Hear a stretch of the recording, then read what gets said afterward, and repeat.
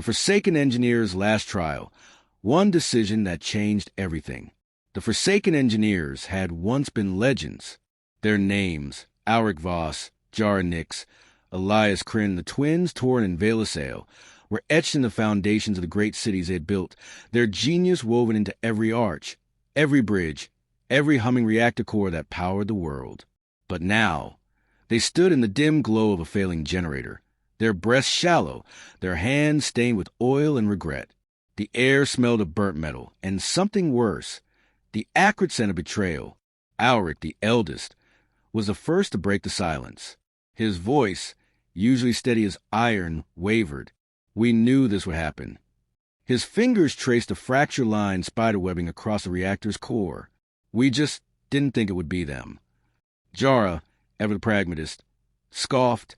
Of course it was them. Who else? She kicked the discarded tool across the floor, the clang echoing through the hollow chamber. We gave them everything, and this is how they repay us. Elias, the quietest of them, leaned against the wall, his face half-shadowed. We made a choice. They made theirs. The twins exchanged a glance. Torin, the bolder of the two, stepped forward. It's not too late to fix this. Vela shook her head. It is too late. That's the problem. The room fell silent again, the weight of their situation pressing down. They had been exiled, stripped of their titles, their work seized by the very people they had sworn to serve. The Grand Assembly had called them traitors, their life's work labeled too dangerous. And now, the last functioning reactor, their final masterpiece, was failing. If it collapsed, the city would go dark. Thousands would die. Auric exhaled sharply. We have one shot, one decision. Jara crossed her arms. You mean your decision? Like always. Asterisk our asterisk decision, Auric corrected, his gaze sweeping over them. We vote. Now. Elias pushed off the wall. And if we're wrong, then we die knowing we tried, Torin said. Vela's voice was barely a whisper. Or we live knowing we didn't. The generator sputtered, its light flickering like a dying heartbeat. Outside, the distant hum of the city continued, oblivious to the precipice on which it stood. The engineers had built this world. Now, they would decide if it would fall. Auric reached into his coat and pulled out a single rusted key. All in favor of the override? The room held its breath. Somewhere a clock ticked, and then a hand rose, then another, and another. The key slid into the lock. The machine screamed, and everything changed. The Forsaken Engineers' Last Trial. One decision that changed everything. The key turned with a grinding shriek, metal protesting, as if the machine itself knew what was coming. For a heartbeat, a single suspended moment, nothing happened. Then the reactor's core flared to life, a searing blue-white light erupting from its fractured casing, casting jagged shadows across the engineers' faces. Auric's hand stayed frozen on the key, his knuckles bone-white. He had gambled everything on this. They all had. Jara was the first to move, lunging for the control panel as the temperature in the chamber spiked. It's overloading. Her fingers flew across the dials, but the needles only trembled, then surged into the red. Elias, the stabilizers. Elias was already moving, wrench in hand, throwing open the access hatch to the reactor's underbelly. Steam hissed out, scalding, but he didn't flinch. The couplings are shot, he called over the rising whine of the machine. If we don't vend the pressure. Vend it where? Torin snapped. The city's right above us. Vela's voice cut through the chaos, eerily calm. Then we redirect it. She was at the secondary console, her fingers tracing the schematics glowing on the cracked screen. There's an old maintenance shaft, sealed off after the expansion, if we can force the surge downward. It'll blow out the lower tunnels instead of the grid, Auric finished, understanding flashing in his eyes. But the structural integrity will hold long enough. Vela didn't look up. Probably. Jara barked a laugh. Probably. Fantastic. There was no time to argue. The reactor's pitch climbed higher, the light now blinding. Auric wrenched the key free, and staggered back. Do it. The twins moved as one, Torin slamming his fist against the emergency release while Vela rerouted the power flow. The chamber shuddered, a deep, groaning vibration that traveled up to the floor and into their bones. Somewhere beneath them, a thunderous crack echoed as the pressure found its new path. Then, silence. The reactor's light dimmed to a pulsing hum. Stable. For now. Elias sagged against the wall, wiping sweat and grime from his forehead. That shouldn't have worked. It didn't, Jara said grimly, nodding toward the console. The screen flickered, then displayed a single line of text in stark red. Critical failure imminent. 6 hours remaining. 6 hours. Alric exhaled slowly. So that's it. We bought ourselves a sunset. Torin's jaw tightened. Then we make it count. Outside, the city still hummed, still oblivious. But the engineers knew the truth now. They had stopped the explosion, but only delayed the inevitable. The reactor would fail. The city would fall. Unless... Vela's eyes met Alric's. There's another way. Jara scoffed. Of course there is. There's always another way. And it's always worse. Elias pushed off the wall. Let's hear it. Vela hesitated, then spoke softly. We overloaded ourselves. A beat. Then Torin let out a low whistle. Controlled detonation. Burn out the core before it destabilizes on its own. It'll take out the lower districts, Jara said. Hundreds. Thousands, Alric corrected quietly. But the upper city survives. The grid holds. The weight of it settled over them. A choice. Again, always another choice. Elias rubbed his temples. We'd be killing them. Directly. And saving the rest, Vela countered. Or we do nothing and it's all gone. The console beeped, the countdown ticking relentlessly. 5:59:59. Alric closed his eyes. When he opened them, his voice was steel. We vote. Jara laughed, sharp and bitter. Of course we do. The reactor hummed. The city slept.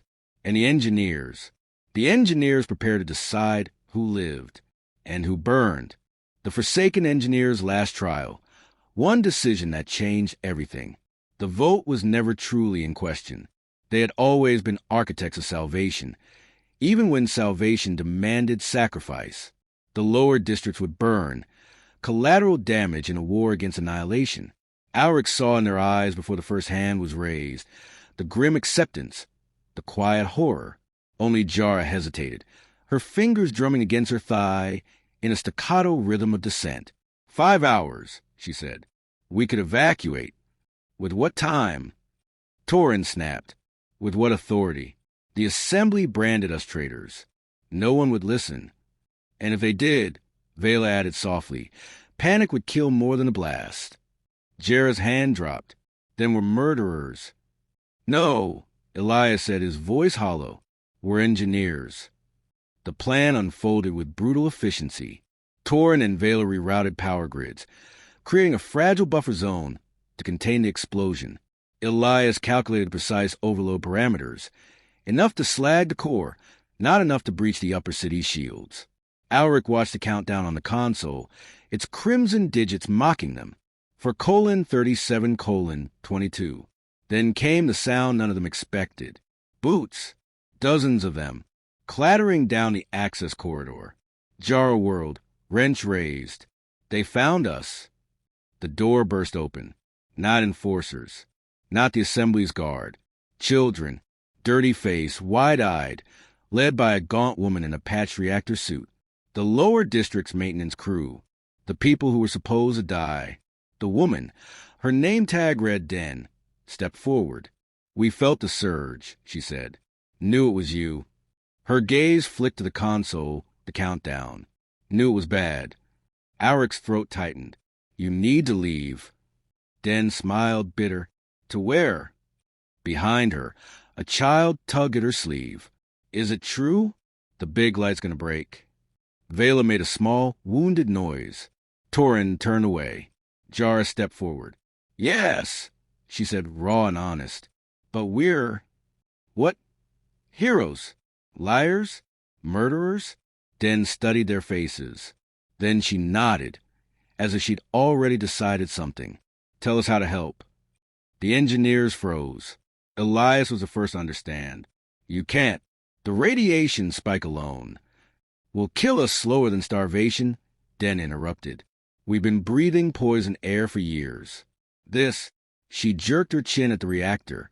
This is just faster. The child, asterisk gods. She couldn't have been older than 8 asterisk, dug in her pocket and produced a tangle of wires and scrap. I fixed things before, she said, solemn. Can fix this too? Alric's vision blurred. The weight of the key in his pocket felt like a planet. Jara exhaled, sharp. There's another way. All eyes turned to her. She pointed to the schematics, to a forgotten substation buried beneath the lower districts. A full containment burn. We channel the overload there. Seal it, let it cook itself out. No blast. Just a dead zone. Asterisk, Torrin hissed. That's half the agricultural. But not the people, Vela whispered. Silence. The countdown ticked.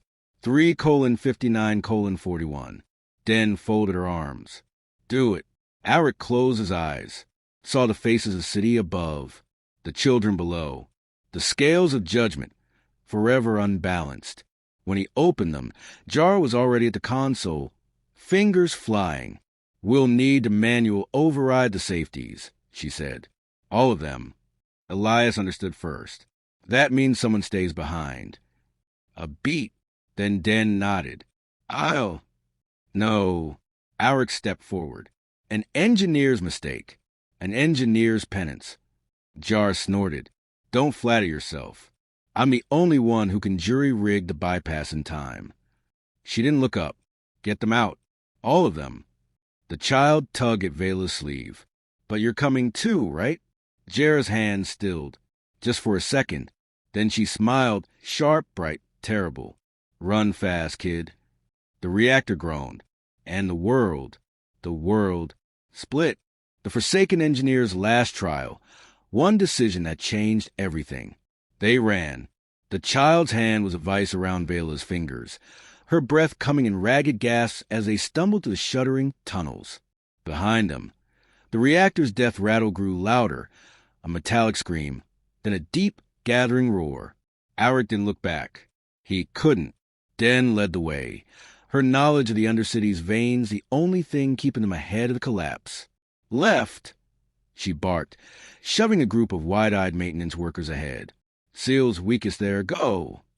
Elias dragged Torrin forward when he faltered, the twins' face ashen. She knew. Torrin choked out. Jara knew. Of course she knew. Elias snapped. Now move. The ground heaved. A shock wave tore through the tunnel, throwing them to their knees. The child shrieked, but the sound was swallowed by the thunder of crumbling stone. Vela wrapped her arms around the girl, shielding her as dust rained down. Then silence, not the silence of peace. The silence of a breath held too long. Alric pushed himself up. The air tasted of burnt copper and regret. The containment held, he whispered. Den stood slowly, her palms pressed to the trembling wall. The lower districts? Gone, Elias said, but not vaporized. Just empty. The child wriggled free from Vela's grip. The loud lady, she demanded. Where's the loud lady? No one answered. Above them, the city lived. Light still glowed in the towers. People still walked the streets, oblivious. The reactor's core had been sacrificed, the agricultural sector with it. But the grid held. The price had been paid. Torrin let out a broken laugh. We did it. We actually... Alric backhanded him across the face. The crack of flesh on flesh echoed in the ruined tunnel. Torrin staggered, clutching his jaw. What the hell? You celebrate... Alric's voice was a razor. Jara's bones are dust. Half the city's food supply is ash. And you, he choked on the words, his hand shaking. We don't get to call this a victory. Den stepped between them. But you live, she said quiet. And so do we. That's what she bought. The child tugged at Alric's sleeve. You're sad, she observed. Then, with the terrible wisdom of children, You can fix it. Vela made a sound like a sob. Elias turned away. Alric looked down at the girl's grimy face, at the wires still clutched in her small hands, at the city above, humming along in blissful ignorance. Somewhere a clock ticked, and the engineers, the last engineers, began to walk.